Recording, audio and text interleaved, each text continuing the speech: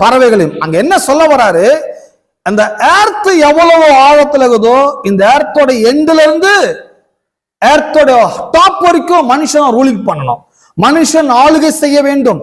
வடக்கு கிழக்கு தெற்கு மேற்குன்னு சொல்லி இந்த பூமி முழுவதும் மனிதனுடைய ஆளுகைக்குள்ள வர வேண்டும், மனிதன் தான் ஆள வேண்டும். இந்த ஆளுகையை மனுஷன் சரிவர செயல்படுத்தப்பட வேண்டும். இதுதான் செய்யணும்னு சொல்லி மனுஷனுக்கு கடவுள் கொடுத்த கட்டளை. பாருங்க, கடவுள் இந்த கட்டளை மனுஷங்களை கொடுத்தாரு.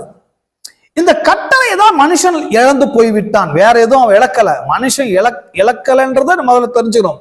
மனுஷன் இழந்ததை தேடாமல் இழக்காதை தேடிக்கொண்டிருக்கிறான்.